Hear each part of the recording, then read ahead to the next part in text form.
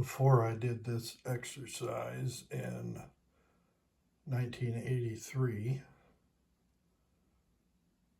42 years ago, I came up with AABSJD book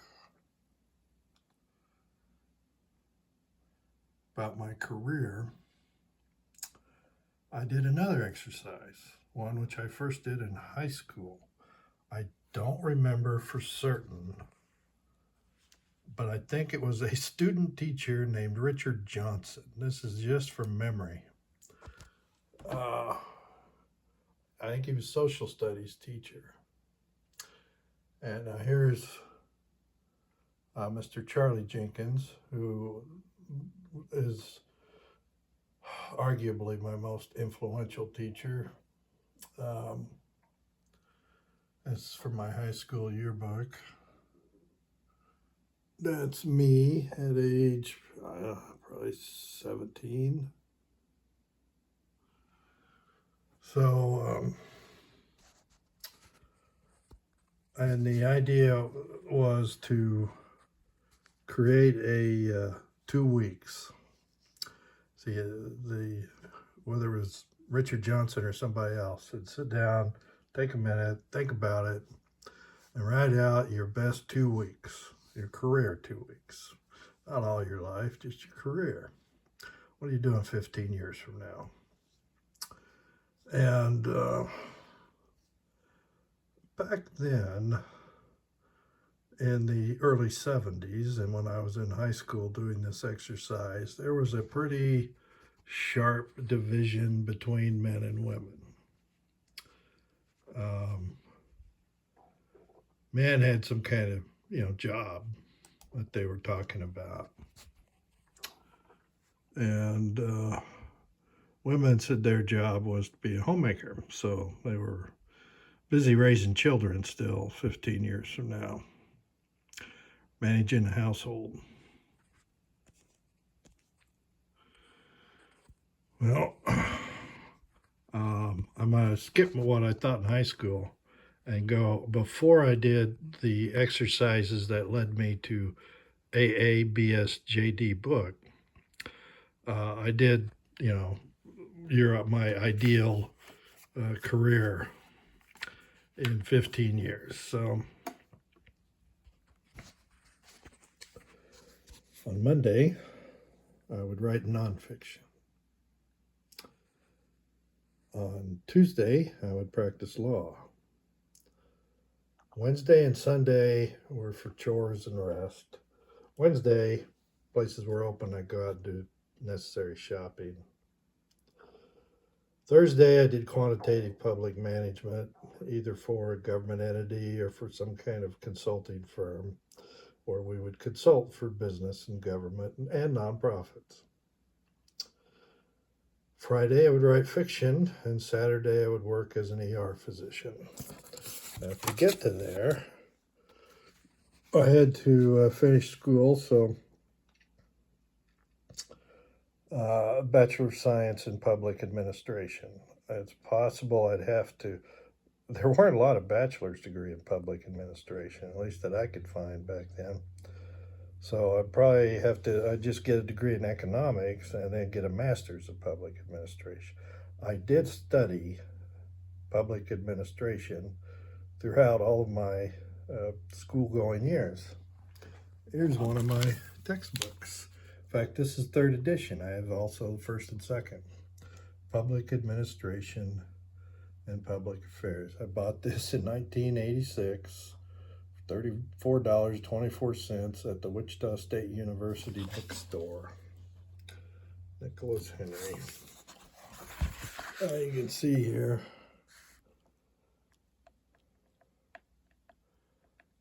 This is 1986. There was also 75 and 80 editions.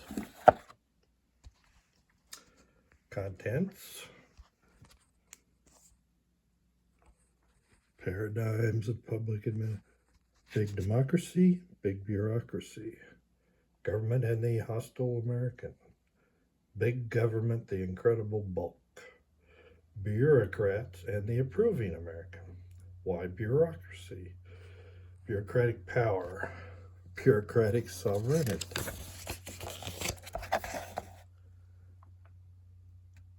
Knowledge management, the base of bureaucratic power.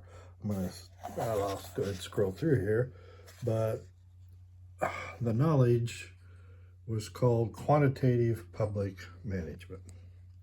That's what I learned first from this guy, Charles Jenkins.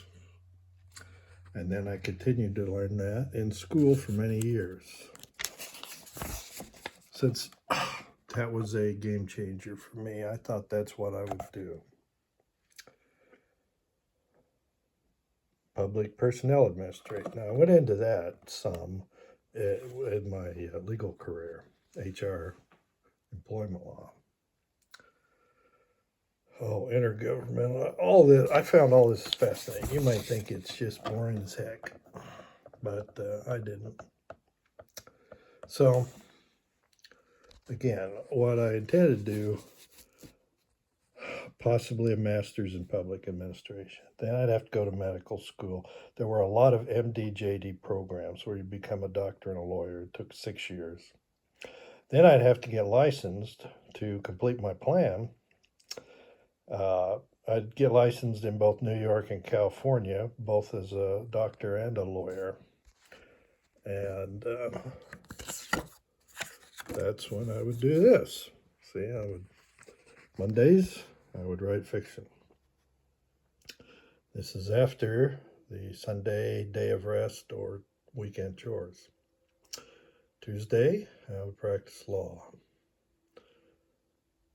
Again, Wednesday, chores or rest, errands. Thursday, quantitative public management, working for public service. Friday, write fiction. Saturday, ER. Now, I had already worked in emergency room, and it was conventional for doctors to work 6-hour shifts because you're probably busy the whole time. But I thought I could do 8. And so I would make a living basically Tuesday practicing law, Saturday working as an ER doctor. So I was thinking probably Southern California. Might also have to get licensed in the District of Columbia, Washington, D.C. Okay, QPM, qualitative public management. I can't find a book right now or a place in a book where it uses that term, but it's pretty common, or was pretty common. And I had mentioned this the other day in a different video. This is Trusted Numbers, the pursuit of objectivity in science and public life. Theodore M. Porter.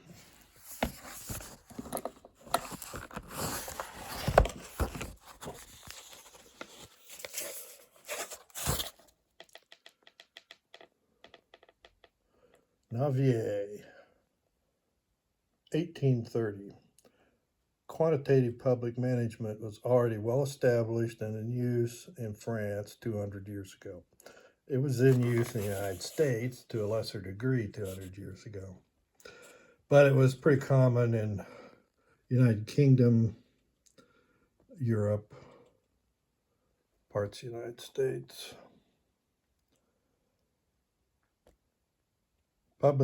Quantitative public administration aimed not to allocate costs, but to measure benefits. So what they actually did a lot was say you want to build, people need to travel across a river. And what had been happening was it's all private. People had barges, they'd cross, and maybe a toll bridge. Well, you could build a big metal suspension bridge. Everybody could cross. It wouldn't cost them, it wouldn't be a toll bridge. Well, the people in the business community didn't want that. They only wanted toll bridges. So there were fights, and they didn't like this new quantitative public management, because you figure out which would be best done by government, which would be best done by entrepreneurs, and which should be a combination. And they didn't want that at all, so they started creating political parties. And if you go into the history, most of them are lying about the history of political parties. That didn't really start until uh, what they now they look back and say, oh, they were political parties then. No, they're imposing um, their views. George Washington's farewell address, political parties were called factions, and his main thrust, his thesis was, don't break America into factions. Factions are special interest groups, not for the public benefit. We don't want them in government. Now, government is entirely special interest groups. They're called Democrats or Republicans. I'm talking the leadership in the big political parties. Your mom and dad and best friend may be members of one of these political parties, and they don't have any idea what's going on. Years ago, I would be with my buddies, police and fire, and I would ask them if they approved of X, and they would say, "No, I don't approve that at all." And then I would get out the official Republican Party platform and read them, and they would either say I was lying to them, or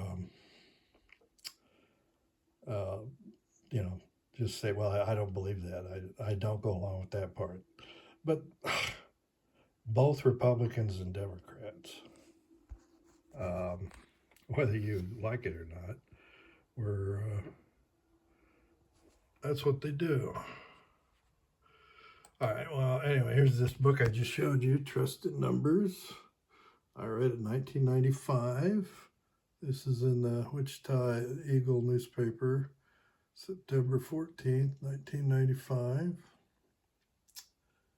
The Wichita Eagle Beacon Publishing Company. I was president of Mensa chapter then, Sunflower Mensa, also a national officer. Darlene Chris was chair of the national chair, Mensa. All these were good people. I think they're all dead. In fact, that's why I quit Mensa. All my friends had died. So anyway, I followed to a degree, I followed my plan. I got my HR degree, got my law degree. The story in brief, I didn't apply to medical school. I told the previous video I met my wife, one woman I'm married to right now. I've been married almost 40 years. In the 49 years ago, in the hallway outside the emergency room where I was working. And she was a physician and had a patient in the emergency room. She came in to see the patient. And so we've been acquainted. We didn't get involved until about 40 years ago, but we'd known each other. We'd crossed paths, and we got married. So I wanted to go to medical school. And I told her about my plan, and she said, well, if you go to medical school, I'm going to divorce you. She said, I just went through that. If you go to medical school, I won't see you for the next 12 years. You got 4 years of medical school, 4 years of residency, and 4 years of getting your practice up, and it probably won't be here in Wichita, Kansas. So I'll divorce you if you even apply to medical school. So now she was on the admissions committee for a medical school, and she said, yeah, you would be admitted. But if that's what you want to do, we'll just get divorced and you live your life. So I had to decide if I want to stay married or anyway. What she suggested is what I did. Yeah, we can think about this some more. Go to law school. You're done in 3 years, and you reevaluate it after a bit. And that's what I did. And I still wanted to go to medical school. And she said, "Nope, same thing. I'll divorce you." So I ended up just doing what I practicing law, writing, teaching, doing politics on the side, some measure of quantitative political management. And, I'm not complaining about my life. A good full life. It was not this plan, but it turned out to be a good full life. Um, I suggest you do the same exercise at least. What's your best week, 2 weeks? Is it something you can do now? You just have to change jobs, or do you need some degree or credential? Um, you know, do you need AA, BSJD book, or do you need public administration, MD, JD, and licenses? Um, you could at least do the exercise. Think about it.